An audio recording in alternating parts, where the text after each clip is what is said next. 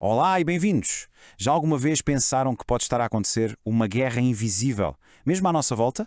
Um conflito que, segundo uma obra bastante curiosa chamada Guerra Celestial, molda a nossa realidade. Hoje vamos mergulhar nas ideias de um autor conhecido como Nico Seven e que nos apresenta uma visão do mundo, bem, no mínimo provocadora. Vamos a isso?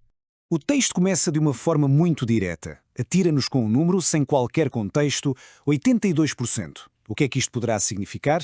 Bem, segundo o autor, esta é a impressionante percentagem da humanidade que está a viver num transe coletivo, uma espécie de sono profundo, sem sequer se aperceber. E isto, claro, levanta a questão central de toda esta obra. Será que a grande maioria das pessoas está de facto adormecida? É precisamente esta premissa que vamos agora desconstruir, passo a passo. Para começar, vamos focar-nos no problema que o autor identifica como sendo o cerne de tudo, a chamada hipnose coletiva. A ideia base é que o mundo, tal como o conhecemos, vive sobre uma espécie de feitiço. Mas o que é exatamente esta hipnose coletiva? Não, nós estamos a falar de um sono físico, obviamente. A obra descreve-a como um transe mental, que é induzido por um bombardeamento constante de distrações. E qual seria o objetivo? Simples. Fazer com que as pessoas esqueçam de quem realmente são, da sua essência, e que acabem por aceitar uma realidade que foi fabricada para elas. Esta ideia leva a uma divisão bastante drástica da humanidade. De um lado, temos a esmagadora maioria, os 82% adormecidos, que vivem nesse tal transe. Do outro, uma pequena minoria de apenas 18%, a quem o autor chama os despertos. É este o cenário de fundo para todo o conflito que ele descreve. Então, como é que esta hipnose se consegue manter? A obra aponta para aquilo que chama de correntes invisíveis. Pensem nisto, a nossa obsessão com ecrãs, os desejos artificiais que o consumismo nos cria e o ruído de fundo constante que nos impede de ouvir a nossa própria intuição. O resultado final, argumenta o autor, é bastante assustador. Uma vida vivida sem nunca se chegar a sentir a própria alma. Certo. Mas se existe um sistema, tem de haver alguém por trás dele, certo? Vamos então passar do o quê para o quem e explorar a visão do autor sobre as forças que, alegadamente, arquitetaram toda esta ilusão. A obra usa uma metáfora muito poderosa para explicar esta manipulação. O mundo como um teatro da sombra. A ideia é que a nossa realidade é, na verdade, um palco, um espetáculo cuidadosamente encenado, onde a maioria de nós é apenas um espectador, sem fazer a mínima ideia de que há quem escreva o guião e puxe os cordelinhos nos bastidores. E é aqui que a teoria se torna ainda mais peculiar. De que é que estas forças se alimentariam? A resposta, segundo o texto, é a nossa própria energia emocional. O medo que nos paralisa, a culpa que nos aprisiona, a divisão que nos separa uns dos outros, tudo isto não seriam apenas sentimentos, seriam o combustível que mantém este sistema a funcionar.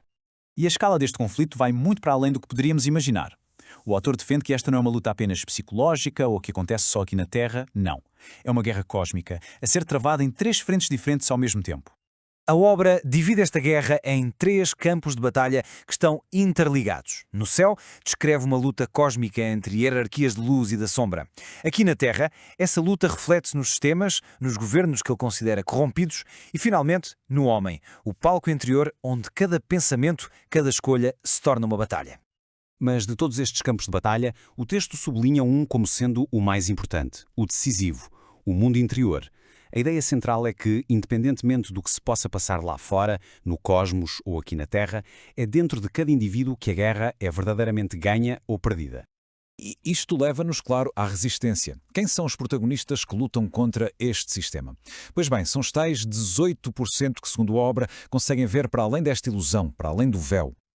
Ok, então, o que é que distingue os adormecidos dos despertos? De um lado, temos quem vive mergulhado na distração e que simplesmente segue a massa. Do outro, quem procura o silêncio e aprende a confiar na sua intuição.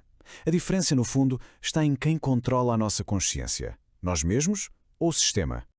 E como é que esta resistência se manifesta na prática? Não se trata de grandes revoluções barulhentas. Segundo o texto, é uma rebelião silenciosa, feita de atos do cotidiano. A coragem de educar as crianças de uma forma diferente, de confiar na intuição em vez da informação manipulada e de cultivar uma clareza interior. Depois de despertar, qual é o passo seguinte? Esta última parte da obra foca-se precisamente em como transformar a consciência em ação, detalhando o que chama de caminho do guerreiro. A proposta é a adoção de uma nova identidade, a do guerreiro interior. As suas armas não são físicas, claro. São o discernimento para ver a verdade e a vontade para resistir à ilusão a partir de dentro. A obra oferece também alguns exercícios práticos para este despertar. Primeiro, praticar o silêncio para finalmente se conseguir ouvir a voz interior. Depois, usar a respiração consciente para reconectar corpo e espírito. A seguir, observar o mundo, mas tentar ver para além do cenário. E, por fim, quebrar hábitos para reclamar o controle das nossas rotinas automáticas. E para terminar, uma citação do epílogo que resume toda a mensagem na perfeição. A guerra celestial não é distante, ela pulsa agora dentro de cada ser. A ideia final é esta: todo este conflito cósmico, esta grande batalha, acontece não num lugar distante, mas no palco interior de cada um de nós. E aí, a escolha de que lado lutar? Bem, essa pertence a cada um.